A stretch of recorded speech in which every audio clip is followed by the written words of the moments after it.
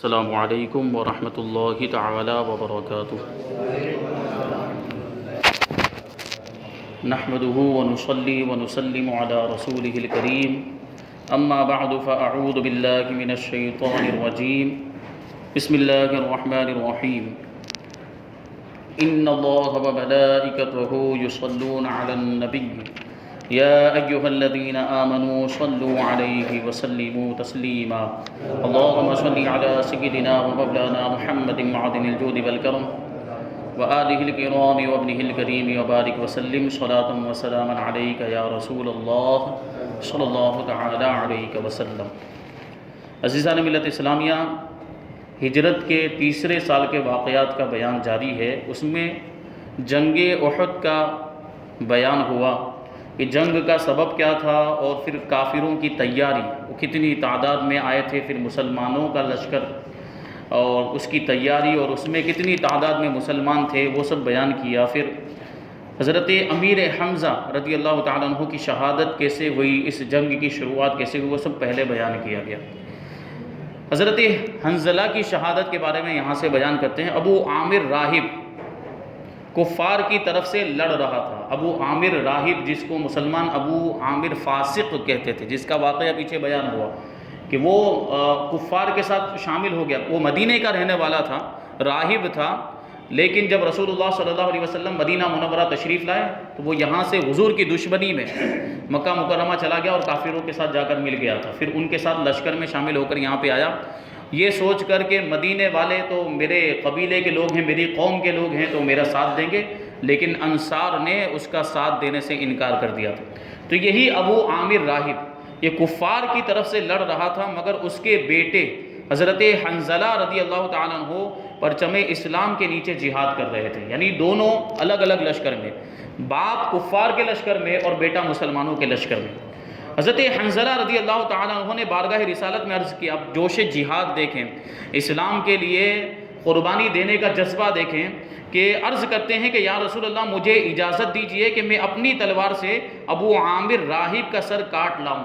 وہ باپ ہے ابو عامر، لیکن اس کے بارے میں حضرت حنظلہ کہتے ہیں مجھے اجازت دیجئے کہ میں اپنے باپ ہی کا سر کاٹ لوں۔ مگر حضور رحمت عالم صلی اللہ علیہ وسلم کی رحمت نے یہ گوارا نہیں کیا کہ بیٹے کی تلوار باپ کا سر کاٹے۔ حضرت حنظلہ رضی اللہ تعالیٰ عنہ اس قدر جوش میں بھرے ہوئے تھے کہ سر ہتھیلی پر رکھ کر انتہائی جاں بازی کے ساتھ لڑتے ہوئے قلب لشکر تک، یعنی لشکر کے بالکل بیچ والے حصے تک پہنچ گئے اور کفار کے سپہ سالار ابو سفیان پر حملہ کر دیا۔ اور قریب تھا کہ حضرت حنظلہ رضی اللہ تعالیٰ عنہ کی تلوار ابو سفیان کا فیصلہ کر دے کہ اچانک پیچھے سے شداد بن اسود نے جھپٹ کر وار کو روکا اور حضرت حنظلہ رضی اللہ تعالیٰ عنہ کو شہید کر دیا۔ اب حضرت حنظلہ رضی اللہ تعالیٰ عنہ ایسے صحابی رسول ہیں جن کو ایک خصوصیت حاصل ہے، وہ خصوصیت یہ ہے کہ ان کی شہادت کے بعد فرشتوں نے ان کو غسل دیا ہے۔ اس کی وجہ کیا ہے؟ حضرت حنظلہ رضی اللہ تعالیٰ عنہ کے بارے میں حضور اکرم صلی اللہ علیہ وسلم نے ارشاد فرمایا کہ حنظلہ کو فرشتے غسل دے رہے ہیں، اور یہ حضور صلی اللہ علیہ وسلم کا علم غیب بھی ہے۔ حضور نے ملاحظہ بھی فرمایا کہ فرشتے، چونکہ وہ نوری مخلوق کے نظر نہیں آتے، لیکن حضور صلی اللہ علیہ وسلم نے فرشتوں کو ملاحظہ فرما لیا کہ وہ حضرت حنظلہ کو غسل دے رہے ہیں۔ پھر اس کی وجہ بھی حضور صلی اللہ علیہ وسلم کو معلوم تھی۔ جب ان کی بیوی سے ان کا حال دریافت کیا گیا، حضرت حنظلہ کے بارے میں پوچھا گیا، تو انہوں نے کہا کہ جنگ احد کی رات میں، یعنی کل جنگ ہونے والی اور آج کی جو رات ہے، اس رات میں وہ اپنی بیوی کے ساتھ سوئے تھے اور غسل کی حاجت ہوئی تھی، مگر دعوت جنگ کی آواز ان کے کان میں پڑی، اعلان ہوا، جنگ کا اعلان ہوا، اور وہ اعلان ان کے کان میں پڑا تو وہ اسی حالت میں شریک جنگ ہو گئے، یعنی غسل بھی نہیں کیا اور جذبہ دیکھے جہاد کا کہ وہ اسی حالت میں جنگ میں شریک ہو گئے۔ یہ سن کر حضور اقدس صلی اللہ علیہ وسلم نے ارشاد فرمایا کہ یہی وجہ ہے جو فرشتوں نے ان کو غسل دیا ہے۔ دنیا میں غسل نہیں کر سکے تو شہادت کے بعد مرتبہ دیکھیں کہ فرشتوں نے ان کو غسل دیا۔ اسی واقعے کی بنیاد پر حضرت حنظلہ رضی اللہ تعالیٰ عنہ کو غسیل الملائکہ کے لقب سے یاد کیا جاتا ہے، یعنی وہ شخصیت جس کو فرشتوں نے غسل دیا۔ یہ مقام و مرتبہ، یہ خصوصیت حضرت حنظلہ رضی اللہ تعالیٰ عنہ کی۔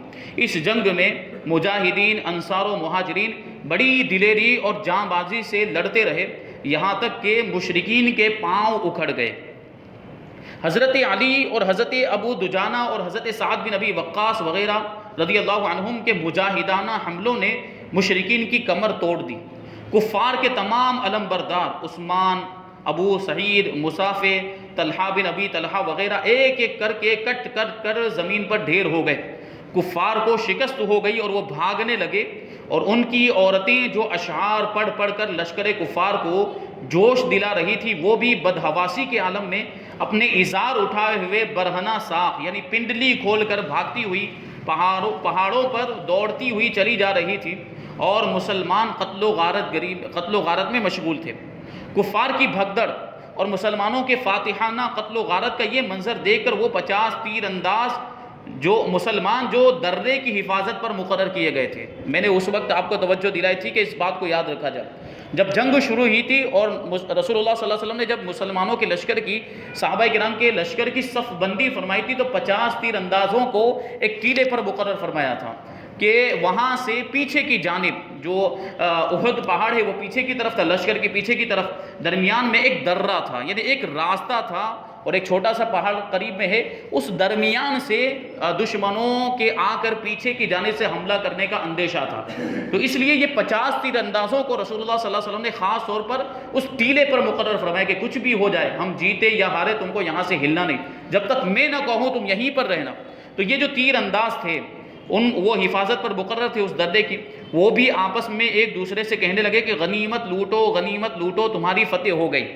ان لوگوں کے افسر حضرت عبداللہ ابن جبیر نے ہر چند روکا اور حضور صلی اللہ علیہ وسلم کا فرمان یاد دلایا کہ حضور نے کیا فرمایا تھا کہ اگرچہ ہم جیت جائیں یا اگرچہ ہماری ہار ہو جائے، ہمیں یہاں سے ہلنا نہیں ہے جب تک حضور نہ فرما دے، اور فرمایا کہ مصطفیٰ صلی اللہ علیہ وسلم کی مخالفت نہ کرو۔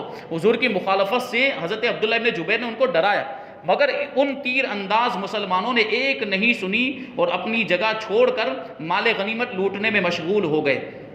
لشکر کفار کا ایک افسر خالد بن ولید پہاڑ کی بلندی سے یہ منظر دیکھ رہا تھا، جب اس نے یہ دیکھا کہ درہ پہرہ داروں سے خالی ہو گیا، وہ تیر انداز وہ جگہ چھوڑ کر مال غنیمت لوٹنے میں مشغول ہو گئے، فوراً ہی اس نے درہ کے راستے سے فوج لا کر مسلمانوں کے پیچھے سے حملہ کر دیا۔ حضرت عبداللہ ابن جبیر رضی اللہ تعالیٰ عنہ نے چند جانبازوں کے ساتھ انتہائی دلیرانہ مقابلہ کیا، مگر یہ سب کے سب شہید ہو گئے۔ اب کیا تھا، کافروں کی فوج کے لیے راستہ صاف ہو گیا۔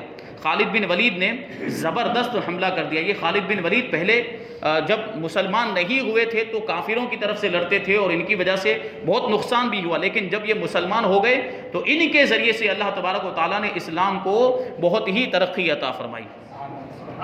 اب یہ خالد بن ولید تو یہ دیکھ کر بھاگتی ہوئی کفار قریش کی فوج بھی پلٹ پڑی۔ مسلمان مال غنیمت لوٹنے میں مصروف تھے، پیچھے پھر کر دیکھا تو تلواریں برس رہی تھی اور کفار آگے پیچھے دونوں طرف سے مسلمانوں پر حملہ کر رہے تھے، اور مسلمانوں کا لشکر چکی کے دو پارٹوں میں دانے کی طرح پسنے لگا، اور مسلمانوں میں ایسی بدحواسی اور افراتفری ابتری پھیل گئی کہ اپنے اور بیگانے کی تمیز ہی نہیں رہی۔ خود مسلمانوں کی تلواروں سے قتل ہوئے، ایسی افراتفری پھیل گئی۔ چنانچہ حضرت حذیفہ رضی اللہ تعالیٰ عنہ کے والد حضرت یمان رضی اللہ تعالیٰ عنہ خود مسلمانوں کی تلوار سے شہید ہوئے۔ حضرت حذیفہ رضی اللہ تعالیٰ عنہ چلاتے ہی رہے کہ اے مسلمانوں، یہ میرے باپ ہیں، یہ میرے باپ ہیں، مگر کچھ عجیب بدحواسی اور افراتفری ایسی پھیلی ہوئی تھی کہ کسی کا دھیان ہی نہیں تھا، اور مسلمانوں نے حضرت یمان رضی اللہ تعالیٰ عنہ کو شہید کر دیا۔ ایسے معاملات تھے، اور یہ سب جو کچھ بھی ہوا، یہ جنگ کا جو پاسا پلٹ گیا، پہلے مسلمان کو فتح مل گئی، مسلمانوں کو جیت حاصل ہو گئی، لیکن بعد میں شکست کا سامنا کرنا پڑا۔ صرف اور صرف اس کی بنیادی وجہ یہ تھی کہ صحابہ کرام میں سے بعض لوگوں نے حضور کے فرمان پر عمل نہیں کیا، حضور کے فرمان کی مخالفت کی۔ حضور نے جو اتنا اشارہ فرمایا تھا کہ یہاں سے ہٹنا مت، اس کی وجہ سے یہ سب ہوا۔ اور پھر یہ اس میں ایک سبق بھی تھا، یہ ایک آزمائش بھی تھی، تاکہ مسلمان اس گمان میں نہ آ جائیں کہ جو جنگ بدر کے اندر جس طریقے سے ان کو اللہ تبارک و تعالیٰ نے فتح عطا فرمائی، تو پھر یہ گمان نہ ہو جائے ان کو کہ اب تو اللہ تبارک و تعالیٰ ہمیں ہر میدان میں فتح عطا فرمائے گا۔ آزمائش کا بھی معاملہ ہوتا ہے، تو یہ آزمائش تھی مسلمانوں کی۔ پھر بڑا غضب یہ ہوا کہ لشکر اسلام کے علم بردار حضرت مصعب ابن عمیر رضی اللہ تعالیٰ عنہ پر ابن قبیہ کافر جھپٹا، اور ان کے دائیں ہاتھ پر اس زور سے تلوار چلا دی کہ ان کا دایاں ہاتھ کٹ کر گر پڑا، اور اس جانباز مہاجر نے جھپٹ کر اسلامی جھنڈے کو بائیں ہاتھ سے سنبھال لیا، مگر ابن قمیہ نے تلوار مار کر ان کے بائیں ہاتھ کو بھی شہید کر دیا۔ دونوں ہاتھ کٹ چکے تھے، مگر حضرت عمیر رضی اللہ تعالیٰ عنہ اپنے دونوں کٹے ہوئے بازوؤں سے پرچم اسلام کو اپنے سینے سے لگائے ہوئے کھڑے رہے اور بلند آواز سے یہ آیت پڑھتے رہے کہ وما محمد الا رسول قد خلت من قبلہ الرسل، محمد صلی اللہ علیہ وسلم اللہ کے رسول ہیں اور ان سے پہلے بھی اللہ تبارک و تعالیٰ نے کئی رسولوں کو بھیجا۔ پھر ابن قمیہ نے ان کو تیر مار کر شہید کر دیا۔ حضرت مصعب ابن عمیر رضی اللہ تعالیٰ عنہ جو صورت میں حضور صلی اللہ علیہ وسلم سے کچھ مشابہت رکھتے تھے، ان کی شکل و صورت حضور سے ملتی جلتی تھی، ان کو زمین پر گرتے ہوئے دیکھ کر کفار نے شور مچا دیا کہ معاذ اللہ حضور تاجدار دو عالم صلی اللہ علیہ وسلم قتل ہو گئے۔ اللہ اکبر، اس آواز نے تو غضب ہی ڈھا دیا۔ مسلمان یہ سن کر بالکل ہی سراسیمہ اور پراگندہ دماغ ہو گئے۔ اب کسی کے کچھ سمجھ میں نہیں آ رہا تھا، یہ بات یہ مشہور ہو گئی، یہ شور ہونے لگا کہ حضور معاذ اللہ شہید ہو گئے، اور میدان جنگ ایسے مسلمانوں کا معاملہ یہ ہو گیا کہ میدان جنگ چھوڑ کر بھاگنے لگے، بڑے بڑے بہادروں کے پاؤں اکھڑ گئے اور مسلمانوں میں 3 گروہ ہو گئے۔ کچھ لوگ تو بھاگ کر مدینے کے قریب پہنچ گئے، کچھ لوگ سہم کر مردہ دل ہو گئے، جہاں تھے وہیں رہ گئے، اپنی جان بچاتے رہے یا جنگ کرتے رہے۔ کچھ لوگ جن کی تعداد تقریباً 12 تھی جو رسول اللہ صلی اللہ علیہ وسلم کے ساتھ ثابت قدم رہے۔ اس ہلچل اور بھگدڑ میں بہت سے لوگوں نے تو بالکل ہی ہمت ہار دی، اور جو جاں بازی کے ساتھ لڑنا چاہتے تھے وہ بھی دشمنوں کے 2 طرفہ حملوں کے نرغے میں پھنس کر مجبور و لاچار ہو چکے تھے۔ تاجدار دو عالم صلی اللہ علیہ وسلم کہاں ہیں اور کس حال میں ہیں، کسی کو اس کی خبر نہیں تھی۔ حضرت علی شیر خدا رضی اللہ تعالیٰ عنہ تلوار چلاتے اور دشمنوں کی صفوں کو درہم برہم کرتے چلے جاتے تھے، مگر وہ ہر طرف مڑ مڑ کر رسول اللہ صلی اللہ علیہ وسلم کو دیکھتے تھے، مگر جمال نبوت نظر نہ آنے سے وہ انتہائی اضطراب اور بے قراری کے عالم میں تھے۔ حضرت انس رضی اللہ تعالیٰ عنہ کے چچا حضرت انس بن نضر رضی اللہ تعالیٰ عنہ لڑتے لڑتے میدان جنگ سے بھی کچھ آگے نکل گئے۔ وہاں جا کر دیکھا کہ کچھ مسلمانوں نے مایوس ہو کر ہتھیار بھی پھینک دیے۔ حضرت انس بن نضر رضی اللہ تعالیٰ عنہ نے پوچھا کہ تم لوگ یہاں بیٹھ کر کیا کر رہے ہو؟ ان لوگوں نے جواب دیا کہ ہم اب لڑ کر کیا کریں گے، کہ جن کے لیے لڑتے تھے وہ تو شہید ہو گئے، کیونکہ حضور کے شہید ہونے کی خبر مشہور ہو گئی تھی۔ حضرت انس بن نضر رضی اللہ تعالیٰ عنہ نے فرمایا کہ اگر واقعی رسول خدا صلی اللہ علیہ وسلم شہید ہو چکے ہیں تو پھر ہم ان کے بعد زندہ رہ کر کیا کریں گے، چلو ہم بھی اسی میدان میں شہید ہو کر حضور صلی اللہ علیہ وسلم کے پاس پہنچ جائیں۔ یہ کہہ کر آپ دشمنوں کے لشکر میں لڑتے ہوئے گھس گئے اور آخری دم تک انتہائی جوش جہاد اور جاں بازی کے ساتھ جنگ کرتے رہے، یہاں تک کہ شہید ہو گئے۔ لڑائی ختم ہونے کے بعد جب ان کی لاش دیکھی گئی تو 80 سے زیادہ تیروں تلوار اور نیزوں کے زخم ان کے بدن پر تھے۔ کافروں نے ان کے بدن کو چھلنی بنا دیا تھا اور ناک کان وغیرہ کاٹ کر ان کی صورت بگاڑ دی تھی۔ کوئی شخص ان کی لاش کو پہچان نہ سکا، صرف ان کی بہن نے ان کی انگلیوں کو دیکھ کر ان کو پہچانا۔ اسی طرح حضرت ثابت بن دحدہ رضی اللہ تعالیٰ عنہ نے مایوس ہو جانے والے انصاریوں سے کہا کہ اے جماعت انصار، اگر بالفرض رسول اکرم صلی اللہ علیہ وسلم شہید بھی ہو گئے تو تم ہمت کیوں ہار گئے؟ اللہ تو زندہ ہے، تمہارا خدا تو زندہ ہے، لہٰذا تم لوگ اٹھو اور اللہ کے دین کے لیے جہاد کرو۔ یہ کہہ کر آپ نے چند انصاریوں کو اپنے ساتھ لیا اور لشکر کفار پر بھوکے شیروں کی طرح حملہ آور ہو گئے اور آخر خالد بن ولید کی تلوار سے جام شہادت نوش فرمائے۔ جنگ جاری تھی اور جانثاران اسلام جو جہاں تھے وہیں لڑائی میں مصروف تھے، مگر سب کی نگاہیں انتہائی بے قراری کے ساتھ جمال نبوت کو تلاش کرتی تھی۔ رسول اللہ صلی اللہ علیہ وسلم کا دیدار کرنے کے لیے لوگ بے قرار تھے۔ عین مایوسی کے عالم میں سب سے پہلے جس نے تاجدار دو عالم صلی اللہ علیہ وسلم کا جمال دیکھا وہ حضرت کعب بن مالک رضی اللہ تعالیٰ عنہ کی خوش نصیب آنکھیں تھیں۔ انہوں نے حضور صلی اللہ علیہ وسلم کو پہچان کر مسلمانوں کو پکارا کہ اے مسلمانوں ادھر آؤ، رسول خدا صلی اللہ علیہ وسلم یہاں پر گئے۔ اس آواز کو سن کر تمام جانثاروں میں جان پڑ گئی اور ہر طرف سے دوڑ دوڑ کر مسلمان آنے لگے۔ کفار نے بھی ہر طرف سے حملہ روک کر رحمت عالم صلی اللہ علیہ وسلم پر قاتلانہ حملہ کرنے کے لیے سارا زور لگا دیا۔ کفار کو بھی پتا چل گیا کہ رسول اللہ اس طرف ہیں تو وہ سارے بھی جمع ہو کر حضور پر حملہ کرنے کے لیے تیاری کرنے لگے۔ لشکر کفار کا دل بادل ہجوم کے ساتھ امٹ پڑا اور بار بار مدنی تاجدار پر یلغار کرنے لگے، مگر ذوالفقار کی بجلی سے یہ بادل پھٹ پھٹ کر رہ جاتا تھا۔ یعنی اس طریقے سے وہ چند صحابہ کرام جو حضور کا پہرا دے رہے تھے انہوں نے مقابلہ کیا، جانثاری کا ثبوت دیا۔ ایک مرتبہ کفار کا ہجوم حملہ آور ہوا تو سرور عالم صلی اللہ علیہ وسلم نے ارشاد فرمایا کون ہے جو میرے اوپر اپنی جان قربان کرتا ہے؟ یہ سنتے ہی حضرت زیاد بن سکن رضی اللہ تعالیٰ عنہ 5 انصاریوں کو ساتھ لے کر آگے بڑھے اور ہر ایک نے لڑتے ہوئے اپنی جانیں قربان کر دی. حضرت زیاد بن سکن، دیکھیے کیسا معاملہ اور کیسا جذبہ محبت.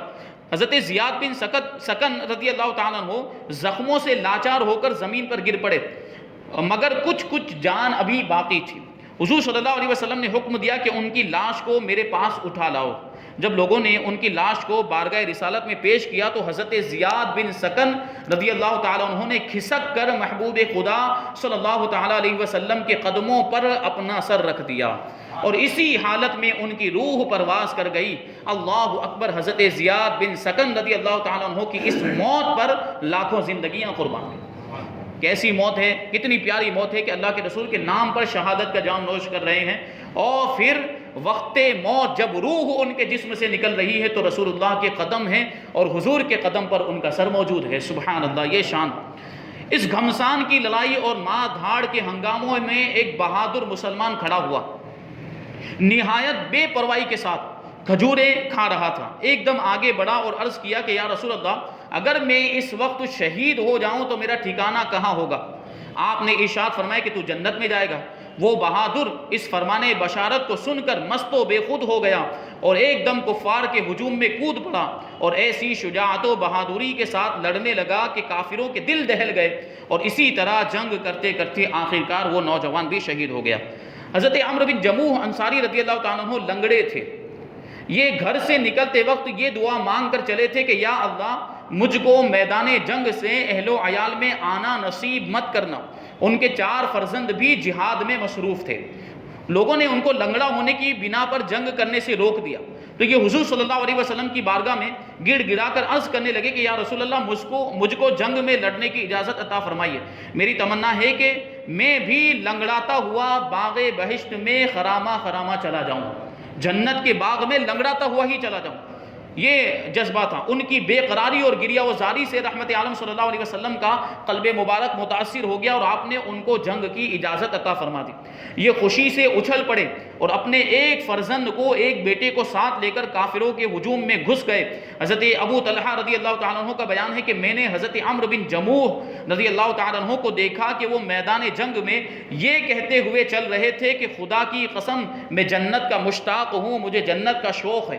ان کے ساتھ ساتھ ان کو سہارا دیتے ہوئے ان کا لڑکا بھی انتہائی شجاعت کے ساتھ لڑ رہا تھا، یہاں تک کہ یہ دونوں شہادت سے سرفراز ہو کر باغ بہشت میں پہنچ گئے. لڑائی ختم ہو جانے کے بعد ان کی بیوی ہند حضرت عمرو بن جموح کی زوجہ میدان جنگ میں پہنچی اور اس نے ایک اونٹ پر ان کی اور اپنے بھائی اور بیٹے کی لاش کو لاد کر دفن کے لیے مدینہ لانا چاہا. تو ہزاروں کوششوں کے باوجود کسی بھی طرح وہ اونٹ ایک قدم بھی مدینے کی طرف نہیں چلا، بلکہ وہ میدان جنگ ہی کی طرف بھاگ کر واپس چلا جاتا تھا. ہند نے جب حضور صلی اللہ علیہ وسلم سے یہ ماجرا عرض کیا کہ ان کی لاشوں کو اونٹ پر لاد کر مدینے کی طرف لے جا رہی ہوں، لیکن اونٹ کا معاملہ ہے کہ گھوم کر واپس اسی میدان میں چلا جاتا ہے، جنگ کے میدان میں، تو آپ نے فرمایا کہ یہ بتا کیا عمرو بن جموح نے گھر سے نکلتے وقت کچھ کہا تھا؟ تو ہند نے کہا کہ جی ہاں، وہ یہ دعا کر کے گھر سے نکلے تھے کہ یا اللہ، مجھ کو میدان جنگ سے اہل و عیال میں واپس آنا نصیب مت کرنا، یعنی وہیں پر میں شہید ہو جاؤں اور وہیں پر مجھے دفن کر دیا جائے. تو ان کی یہ دعا اس طریقے سے قبول ہوئی کہ وہ اونٹ بھی مدینے کی طرف جانے کے لیے اب تیار نہیں تھا. آپ نے ارشاد فرمایا کہ یہی وجہ ہے کہ اونٹ مدینے کی طرف نہیں چل رہا ہے. اسی سراسیمگی اور پریشانی کے عالم میں جبکہ بکھرے ہوئے مسلمان ابھی رحمت عالم صلی اللہ علیہ وسلم کے پاس جمع بھی نہیں ہوئے تھے کہ عبداللہ بن قمیہ جو قریش کے بہادروں میں بہت ہی نامور اور مشہور تھا بہادری میں، اس نے اچانک حضور صلی اللہ علیہ وسلم کو دیکھ لیا اور ایک دم بجلی کی طرح صفوں کو چیرتا ہوا آیا اور تاجدار دو عالم صلی اللہ علیہ وسلم پر قاتلانہ حملہ کر دیا. ظالم نے پوری طاقت سے آپ کے چہرے انور پر تلوار مار دی، جس سے خود کی 2 کڑیاں رخ انور میں چھپ گئی. خود جو لوہے کی ٹوپی پہنی جاتی ہے اس کی 2 کڑیاں نبی پاک صلی اللہ علیہ وسلم کے رخسار مبارک کے اندر یہ پیوست ہو گئی. یہ ایک دوسرے کافر نے آپ کے چہرے اقدس پر ایسا پتھر مارا کہ آپ کے 2 دندان مبارک شہید ہو گئے اور نیچے کا مقدس ہونٹ زخمی ہو گیا. اسی حالت میں ابی بن خلف ملعون اپنے گھوڑے پر سوار ہو کر آپ کو شہید کر دینے کی نیت سے آگے بڑھا۔ حضور اقدس صلی اللہ علیہ وسلم نے اپنے ایک جان نثار صحابی حضرت حارث بن سمہ رضی اللہ تعالیٰ عنہ سے ایک چھوٹا سا نیزہ لے کر ابی بن خلف کی گردن پر مارا، جس سے وہ تل ملا گیا۔ گردن پر بہت معمولی سا زخم، ایک چھوٹا سا نیزہ مارنے سے کون سا بہت بڑا زخم، معمولی سا زخم آیا تھا اور وہ بھاگ نکلا، مگر اپنے لشکر میں جا کر اپنی گردن کے زخم کے بارے میں لوگوں سے اپنی تکلیف اور پریشانی ظاہر کرنے لگا اور بے پناہ ناقابل برداشت درد کی شکایت کرنے لگا۔ زخم اتنا بڑا نہیں تھا لیکن وہ ایسا چلا رہا تھا کہ ایسا معلوم ہوتا کہ بہت بڑا زخم ہو گیا، چلا رہا تھا اور شکایت کر رہا، مجھے بہت بڑا زخم ہو گیا، بہت تکلیف ہو رہی ہے۔